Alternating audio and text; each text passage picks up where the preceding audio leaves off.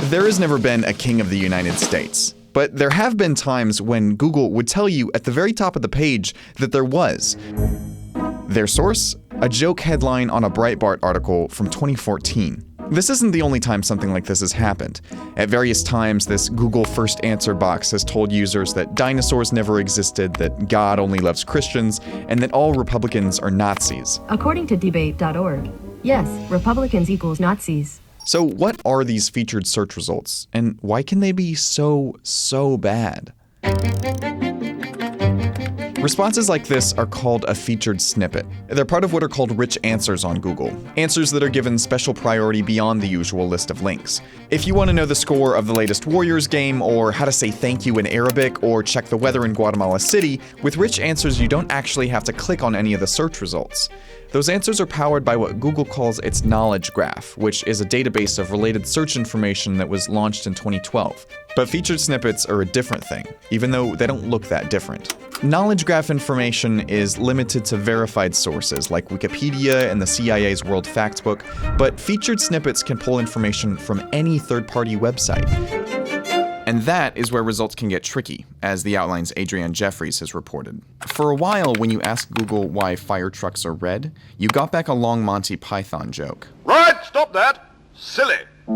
Snippet answers are usually from one of the top search results, but they don't have to be. Google places priority on how directly a statement answers a question, how many words it takes to do it, and whether or not it's presented in a simple list. Engagement factors like how often people visit a site and how long they spend on it also play a part. So when you ask a question like how to cook asparagus, the featured answer isn't the first answer, it's the 10th. But that site does format the answer in a simple bulleted list and answers the question directly.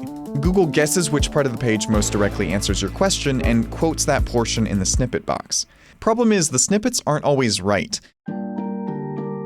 Users have asked questions like, is Obama planning a coup? Or which presidents were in the Ku Klux Klan? And gotten back featured snippets from really bad parts of the internet. One thing we do know is that the sites in these featured snippets change a lot.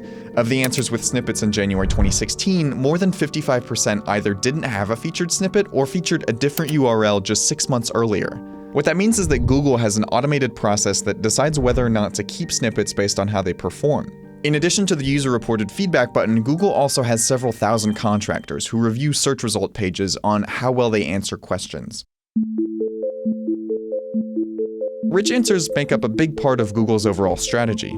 A group called Stone Temple Consulting conducted a study where they entered 1.4 million queries into Google, and they found that about 30% of questions returned answers that pulled from the knowledge graph or featured snippets. Featured snippets are a key part of what gives Google's voice search and Google Home an edge over other digital assistants. Danny Sullivan, who runs a blog called Search Engine Land, demonstrated this by asking both Google Home and Amazon Echo whether or not he could feed his guinea pig grapes. Alexa, can guinea pigs eat grapes? Okay, Google, can guinea pigs eat grapes? Sorry, According to I can't find the Small answer to the question. But the important thing to remember when asking can guinea pigs eat grapes is that you should only feed the seedless kinds. Amazon's device, which pulls answers from Bing, couldn't answer, but Google's could. The reason why? It's a featured snippet. So yes, these snippets can go wrong, and they're going to require a lot of algorithm policing from Google. But they're a key part of their strategy to provide answers that are useful and sound natural, so don't expect them to go away anytime soon.